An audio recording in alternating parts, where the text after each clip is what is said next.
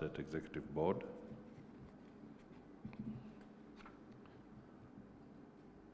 Professor Ghulam Mohammed Bai, Chair of the PASET Consultative Advisory Group, the head of the World Bank on this program today. She has spoken to us. The representatives for the International Affairs of Ministry of Economy and Finance of the Republic of Korea, distinguished delegates attending the PASET Forum, good morning. When I stood before this similar gathering here in Kenya in 2017, little did I know that I will again come face to face with the same eminent African leaders, great scholars, and astute technocrats, only 7 years later. During the 2017 Fourth Partnership for Skills in Applied Sciences, Engineering and Technology Forum, I welcomed you to this great country as I served as Deputy President.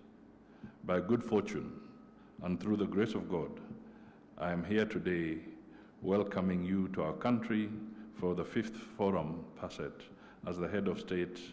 Karibuni tena.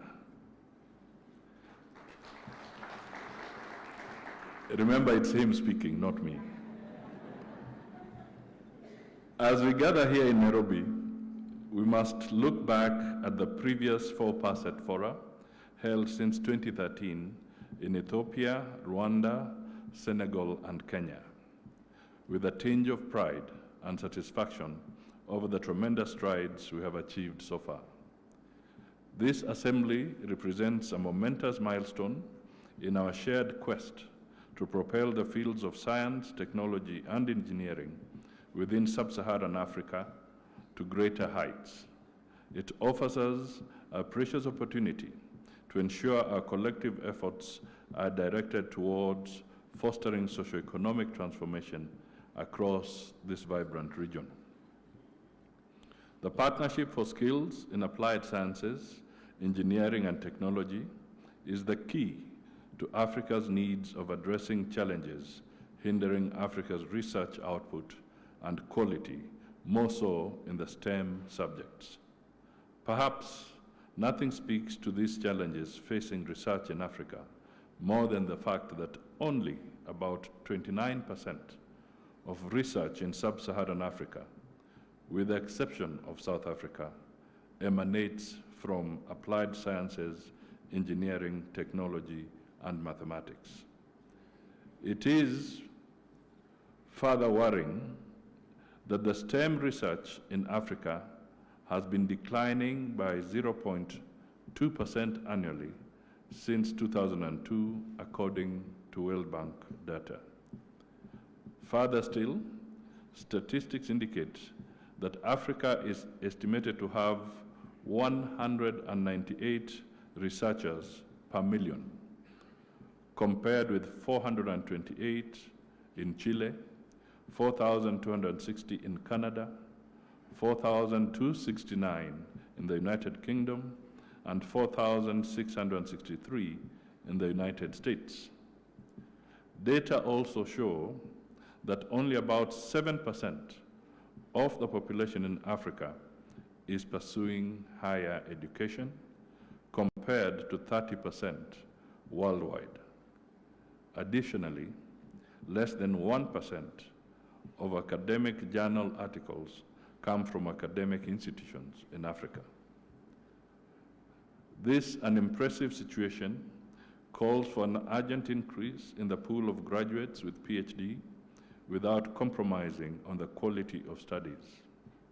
Indeed, the World Bank estimates that African universities should produce over 100,000 PhDs in the next few years in order to help reverse challenges facing Africa today. While universities are rapidly expanding in Africa, the pace of PhDs is unable to meet her needs.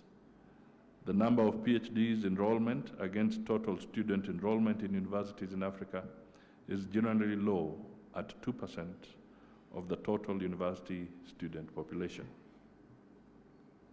Ladies and gentlemen, one of the reasons Africa struggles in generating impactful research is underfunding.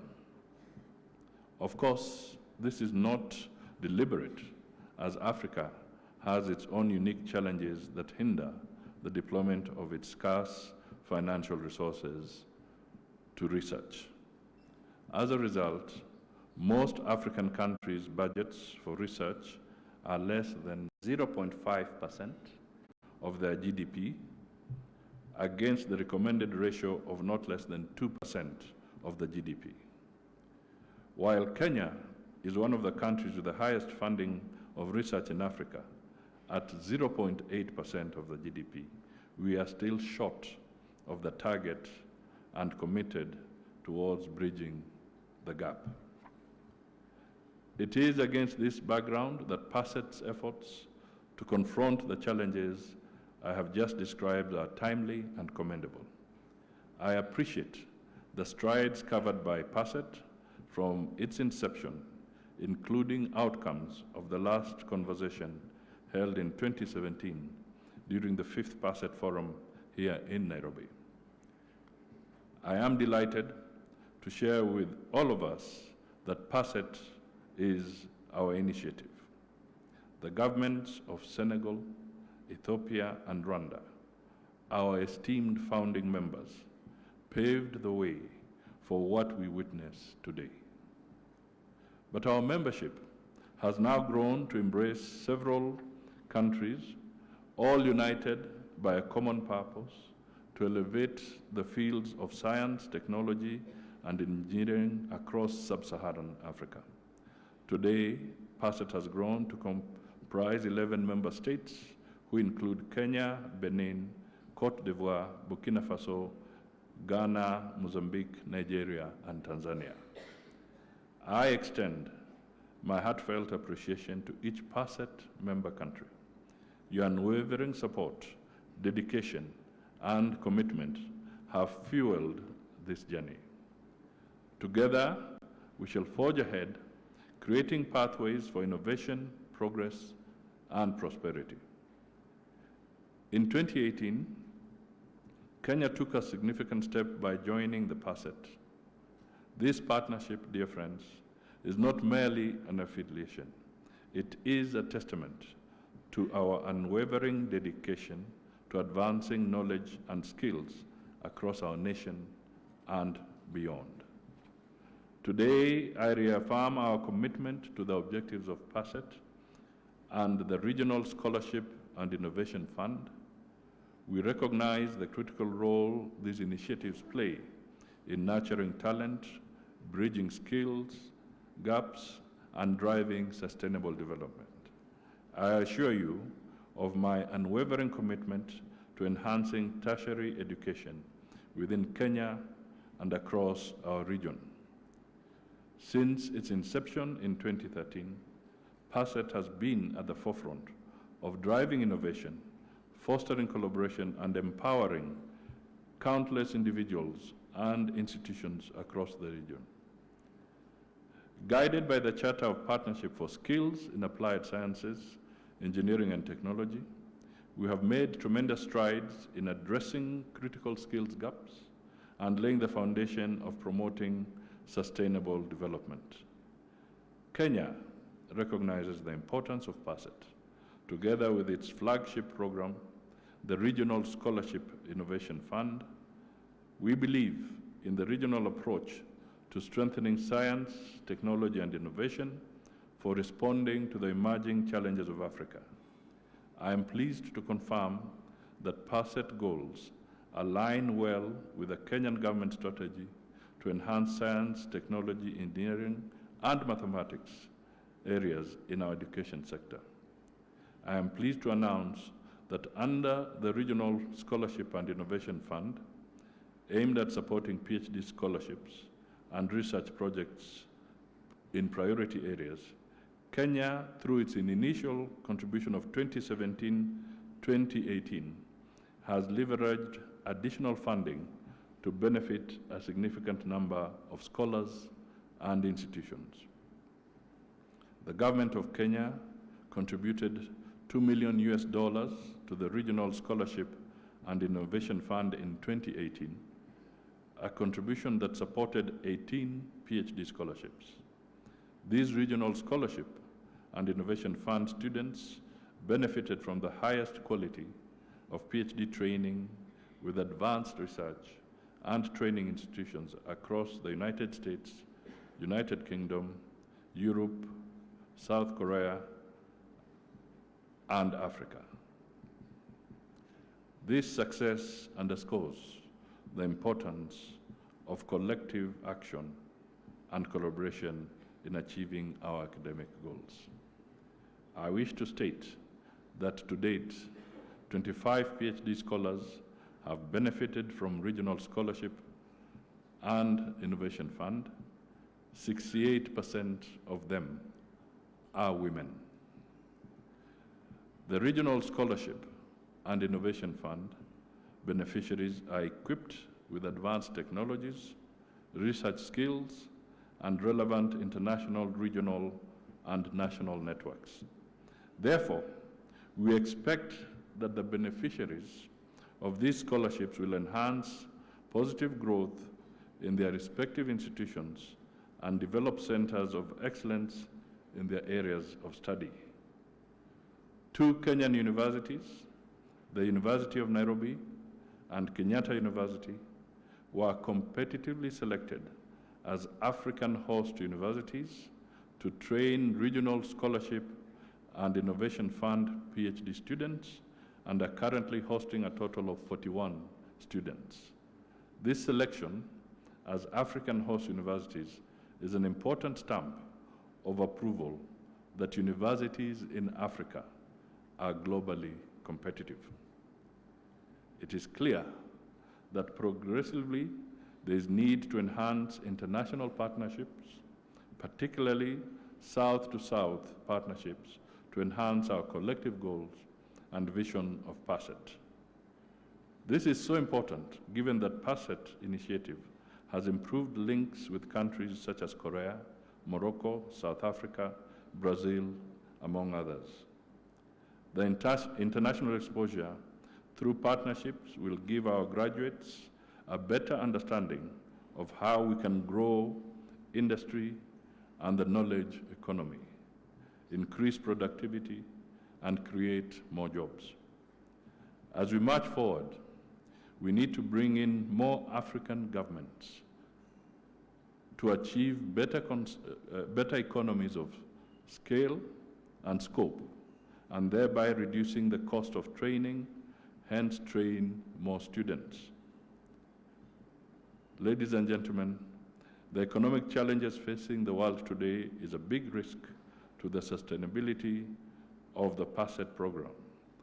There is an urgent need to establish a PASET permanent fund, as well as develop sustainable structures to manage this initiative.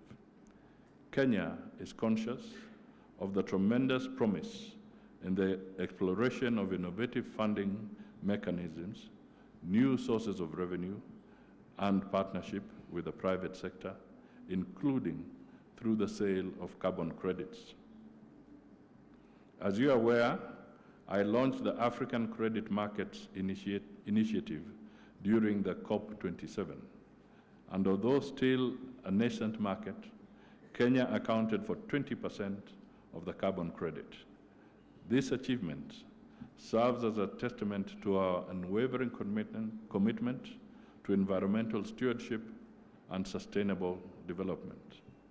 Therefore, as we navigate the complexities of the global economic landscape, let us forge ahead with determination and resolve. Together, let us seize the opportunities that lie before us in order to secure a brighter future for generations to come. As we gather here today, our focus remains steadfast on addressing the skills gap in key areas critical to economic development. Digital technologies, climate change, energy, minerals, mining, and material science and food security and agribusinesses are at the forefront of our agenda. These focal areas represent not just challenges, but also opportunities for innovation, growth, and prosperity. In line with our theme, leveraging technical and vocational education and training in the knowledge and skills ecosystems of Africa's industrialization, we recognize the crucial role of TVET in building a skilled workforce. By integrating TVETs into our broader knowledge and skills ecosystem, we will be able to unlock the full potential of Africa's industrialization. On this note, I am glad that PASET acknowledges the critical role of TVETs and has identified priority sectors that include transport, energy, manufacturing, and ICT. I am optimistic that the programs developed to address challenges and generate opportunities in these sectors will not only create jobs, but will trigger industrialization with those sectors as the epicenters. I also hope that plans by the PASET Governing Council towards harmonization of standards and mutual recognition of qualifications for priority occupations, the establishment of regional technical TVET centers for policy research, strategy development, and knowledge dissemination, and capacity development for Africa skills competition, among others, are progressing well. Looking ahead, I am happy that the actions and discussions that will be held in this forum are aligned to the international, African, and local contexts on the role of education, science, and technology to Africa's resurgence. I am also happy to note that the forum's proceedings speak to the Sustainable Development Goals, SDGs 4 in particular, Africa Agenda 2063, and the Science, Technology and Innovation Strategy for Africa 2024, among others. The foregoing policies have strongly agitated the role of mission-oriented science, technology, innovation, and scientific research in addressing Africa's challenges. I am certain each state party has domesticated these policies to chart their own course. Finally, ladies and gentlemen, as we travel this journey together, let us reaffirm our commitment to excellence, innovation, and inclusivity. Let us leverage our collective expertise, resources, and networks to drive positive change and shape a brighter future for generations to come. Your Excellencies, ladies and gentlemen, I wish you all fruitful deliberations and look forward to the innovative solutions and collaborations that will emerge from this forum. I also urge you to find an opportunity to enjoy Kenya's rich flora and fauna. Asante sana, God bless you.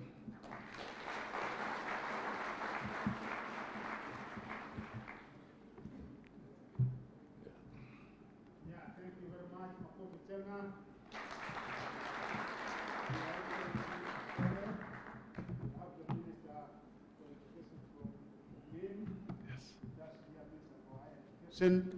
Minister for Higher Education and Scientific Research, Yayi Radekan. Can you please appreciate her? Thank you very much and welcome. I think now we will give my boss time to go and attend the cabinet because I'm the host. He has given me permission, and His Excellency the President of the Republic also did, because I can't leave and my fellow ministers are here. Thank you. Your Excellency, we thank you. Thank you. Thank you so much. I was about to get away with it, but somebody said that I said I may have to add a small remark. At a personal level, let me say that this is indeed a very, very important gathering. And I want to commend the Ministry of Education and all the people who have packaged us for this session. It's important. A few days ago, I had the benefit of attending a pediatric national conference.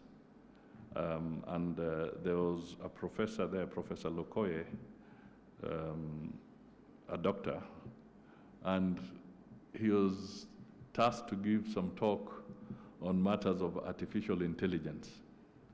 I'm not very schooled in that area, but one of the things he tried to answer was that, can artificial intelligence, or will artificial intelligence replace the medical doctor?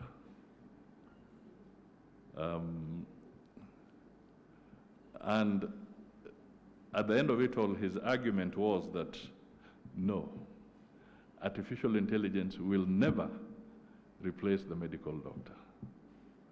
But the doctor who uses artificial intelligence will definitely outrun and outpace the doctor who is not using artificial intelligence.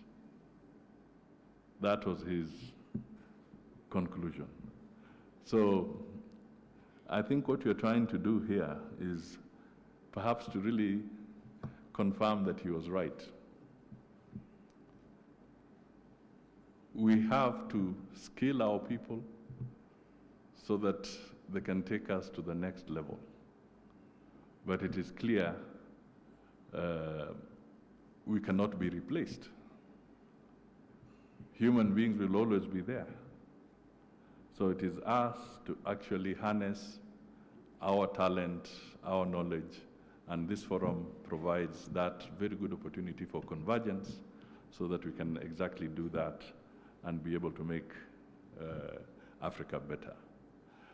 The other quick point is that in terms of trade,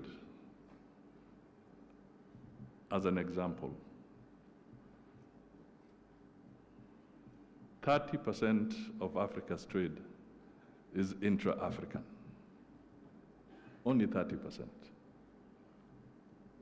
70% of Africa's trade is actually with the rest of the world, particularly Europe and other areas. So that means that amongst ourselves, again through you, skilling our people, we have an opportunity to rapidly increase inter-Africa trade and get our people working together. So again, it becomes a challenge to you. Finally, yesterday we were talking to the conference on interconnectivity in Africa, and I gave a simple analogy, a conversation I had in Paris the other day when we were addressing the issue of of Sudan. The world was called upon to raise $2 billion for humanitarian intervention.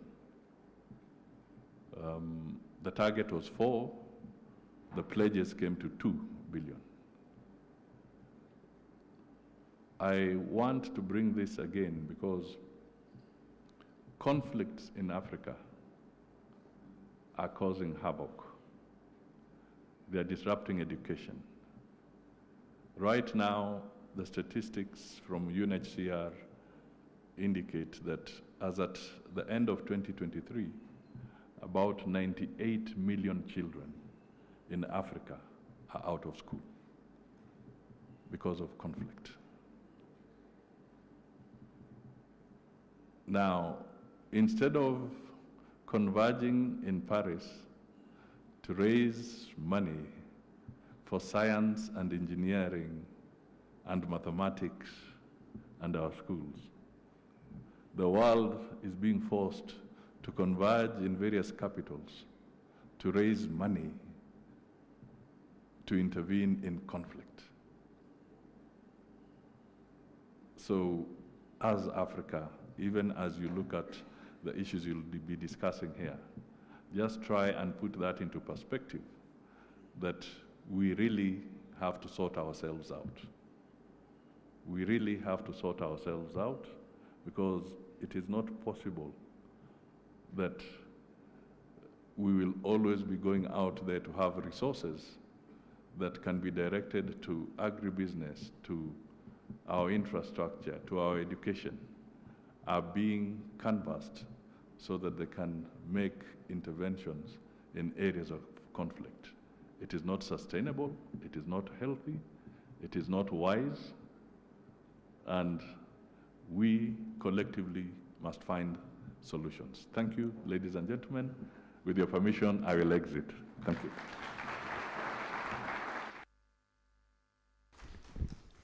Bwana Prime Cabinet Secretary, kindly we seek your indulgence for a photo session, if you do not mind, just some 2 minutes.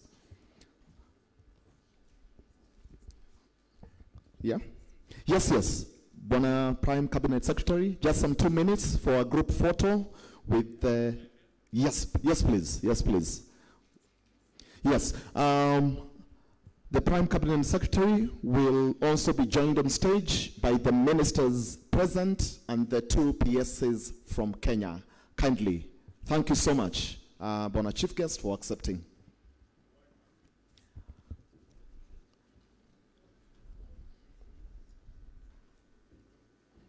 So the first photo will have the chief guests, the ministers, and the 2 PSs, and then after that, you may just move a bit, kindly. So the first photo, the chief guests, the ministers, and 2 PSs. Then we'll have the second one where you'll be joined by the executive members of PASET. Thank you.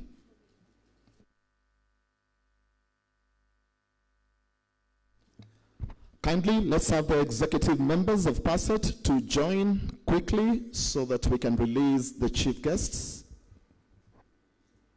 Thank you so much.